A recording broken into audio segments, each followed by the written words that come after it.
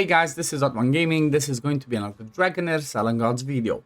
In today's video, I want to show you all of the teams that I used for the Chief challenges for the Imperial Shadow recast fights. And this is the one for the last week, right? The Continental challenges. On week 3, we have 6 fights.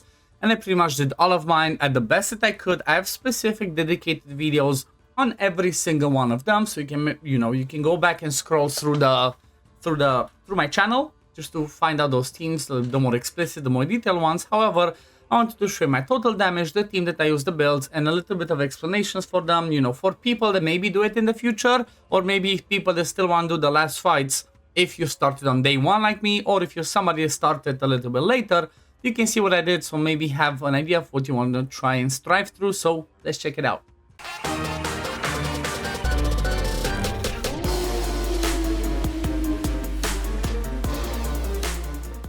So the whole teams, the whole damage that I did was, you can see over here, it's what, 1,200,000,000, right? That's pretty much of an average of 200 million per fight, because we got 6 times 200 million, that's 1.2 billion. And that's pretty much everything that I've personally done. Currently I'm ranked 58, but I guarantee you I'm not going to stay in top 100, because I've seen how it was in the previous weeks. And, like you can see, for example, Continental Challenge 1, the first week I got 107. Challenge 2 was 120, so I keep dropping, unfortunately.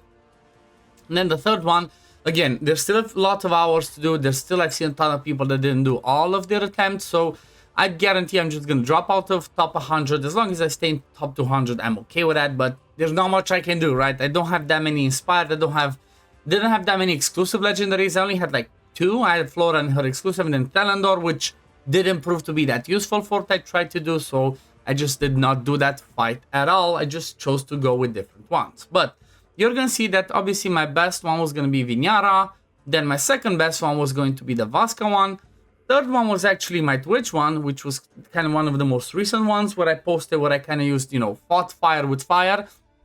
That means I brought Poison Team against that one.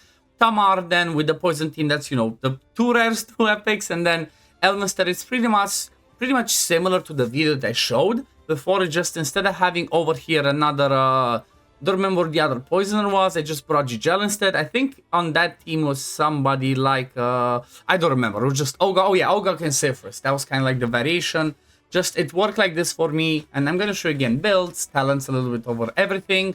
Then it was the Necrosis one, which was kind of shocking and surprising for me, because Isitarian was so amazing for this, because I personally don't have level 1s, so even though I had Premsa, an inspired one, and enabled by Irzilas and whatnot, Isitarian being boosted and enabled by Centralia did more damage, even did better than Ladelia from what I personally tested, right? I tested with Ladelia instead, still Isitarian did better. And then my last one, my worst one, which I kind of showed again in a video yesterday, was this one, because, well, without Nashchenka, or without having at least Starivol in here, it's close to impossible to get 200 million without having maxed out Elemental Affinity, which we're not going to be having this early into the season. But let's start with the first one. So the Vinara boss, pretty straightforward, wild team with Brody, right? So you're going to see this is my Felicity build and her talents. I'm just going to quickly go over them, not stay too much. She's obviously the Witch's Remains.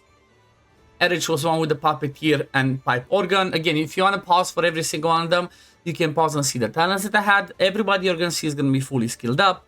Then Flora with her exclusive artifact. You didn't really need her exclusive artifact to do 200 million. Just get her and you're good to go. With her exclusive artifact, you get like 30% more damage. That was helpful. Just went on full-on mythic pieces.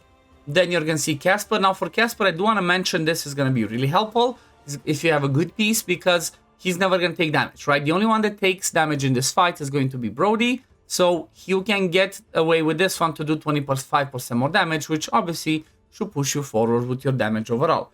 And then last one, Brody, which I love that he was so useful. He was wearing the Aurelian vest, and then kind of like focused him to have enough skill haste so that he always gets this ultimate on an 18-second recharge time. So you straight up remove the boss's shield as soon as she puts it up. That's why you're going to see I kind of swapped some things. I gave more skill haste, and then this one for survivability, but it worked just fine. And then also this one helped you to keep yourself alive. But like I mentioned, I have dedicated videos on every single one of those. You can go check them on my channel.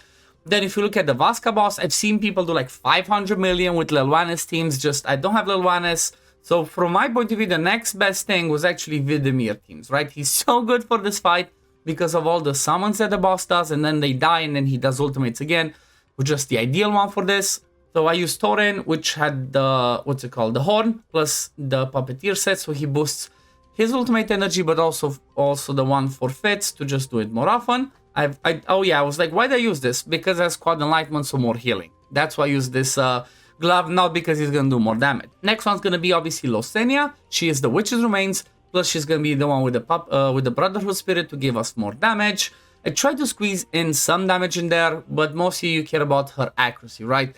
You wanna make sure that she lands her debuffs in order to do the most damage, and then everything else, whatever I had. Then Fitz, key thing for him, you wanna have the Prismatic Cloak. You want to have him to be around 280, 300 resist, and then he's going to be the ideal one because he's going to mitigate so much of that damage by having this artifact that it's insane, right? He just keeps throwing back all of those attack penalties on the boss, so the boss barely does any damage, doesn't kill us till the end of the fight, doesn't kill us at the end of the fight either, he just ends because the timer ends. But this one's ideal with Ancestral Protection, and Fitz is just a king.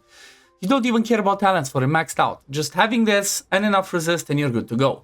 Then we have Vidimir, which is obviously the king of this one, the best, you know, damage dealer for this fight, honestly, apart from, like I said, Lilwanis, which is the queen of this, because it's just broken, she doesn't get the attack down and whatnot, but he's just insane with this one. Keep jumping between them, plus the passive that makes him do it more often.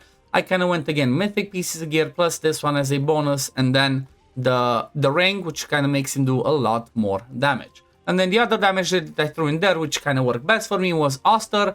I tried with Dritz, but it did work. Even though having Inspired 5, Oster worked a little bit better because Dritz brings Guinevere as well, and then those minion that Vasa summons just split around too much and makes it complicated to be able to target them perfectly, especially with Losenia. So I just went with Oster again, same principle, just with mythic artifacts, and then I kind of gave in this helmet. It kind of worked, right? This artifact, more crit damage, more additional damage. It worked just fine.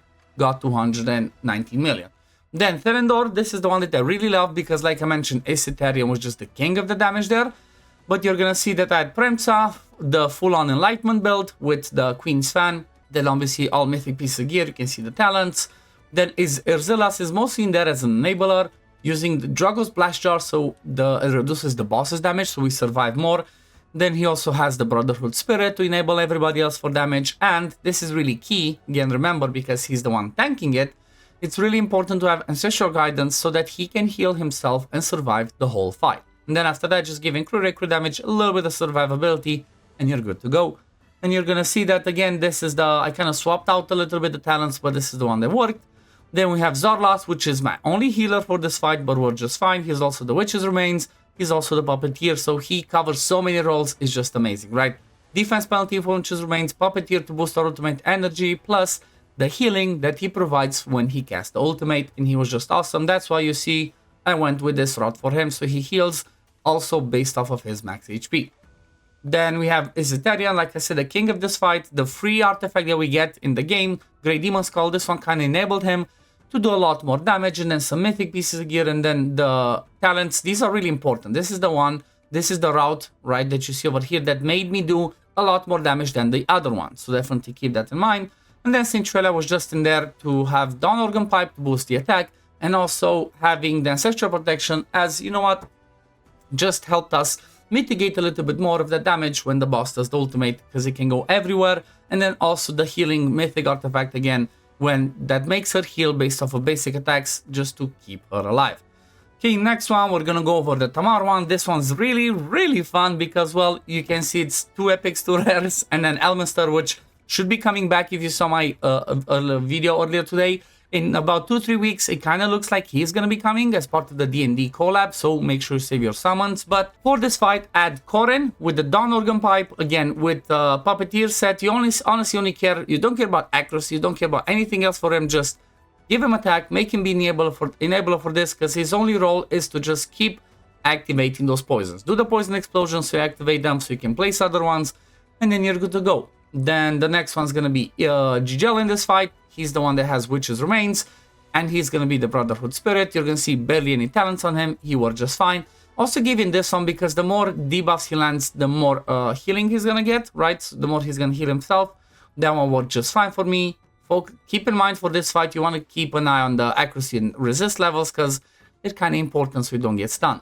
Then you're gonna see Dench was the main damage dealer over here, had the exclusive artifact over here, and then fully mythic gear. You see the talents over here. He did an amazing job as the damage dealer.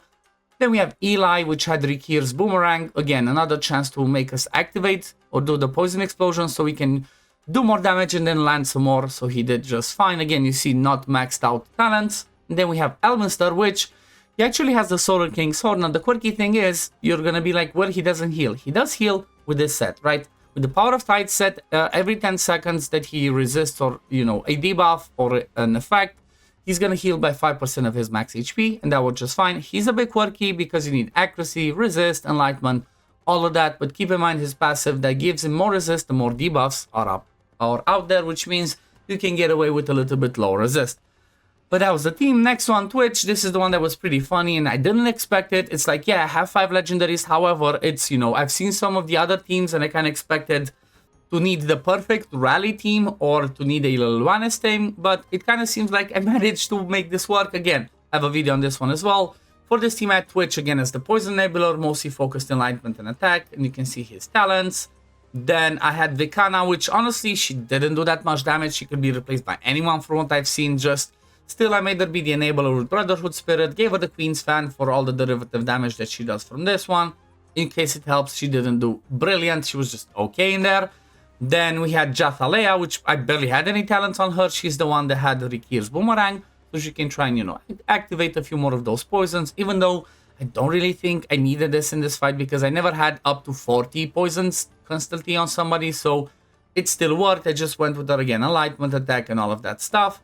Then we had Ogok. Ogok was again Solar King's Horn, Power of Tides just to bring a ton more healing. Also gave him Moonlisa's Teardrop in case it looks like he might die at some point just to keep himself alive. And then obviously the middle ground, so he heals up as much as possible. You're gonna see that I have some enlightenment, some accuracy, some resist. It's again a little bit of everything on him.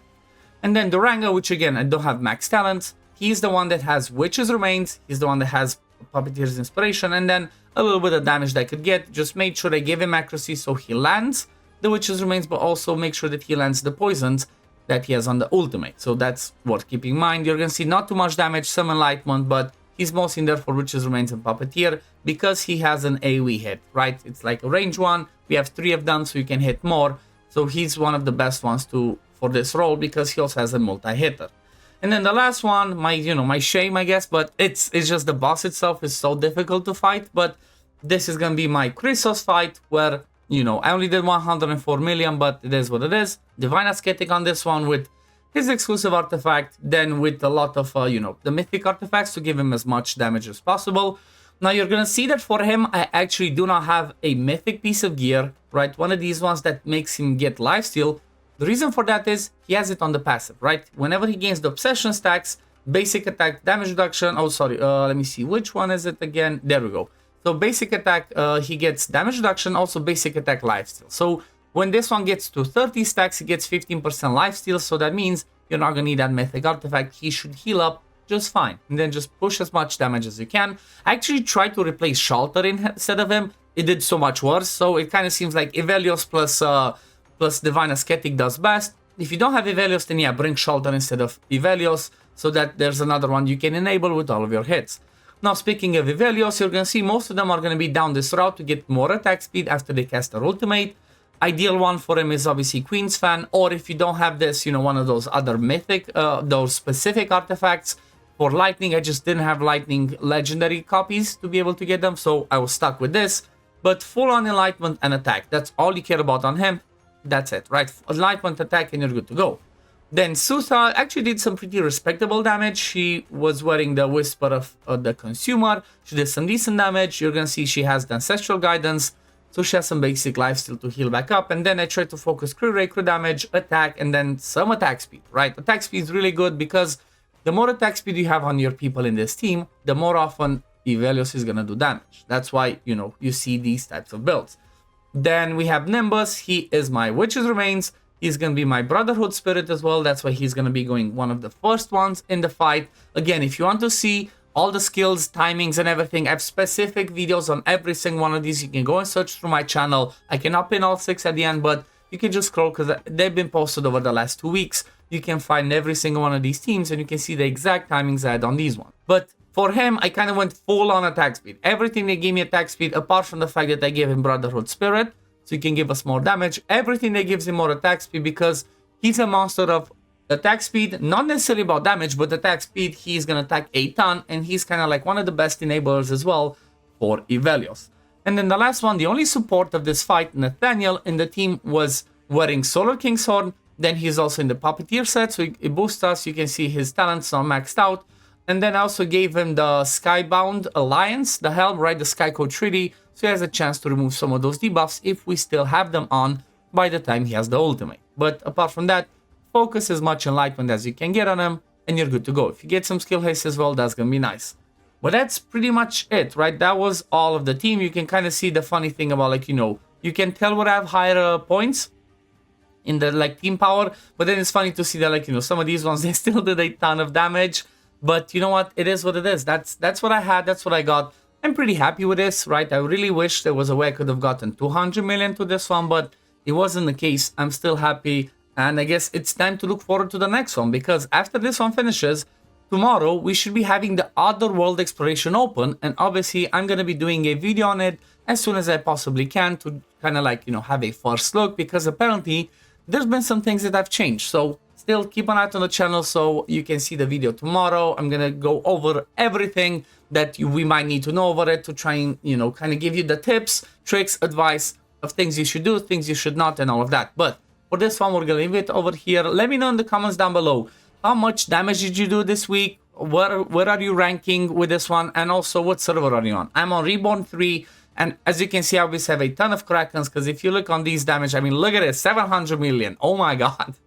Like, oh my god, 700 million, 500 million. It's like, yeah, there's no way I could have competed. He didn't even do all of them. These are only 5 fights. He still has another one. But anyway, we're gonna leave. My mind's blown enough. Thank you for watching. As always, if you do enjoy my content, don't forget to like the video, subscribe to the channel to see when I upload next. And I'm gonna see you on the next one. Peace, love, take care, run. Bye, guys.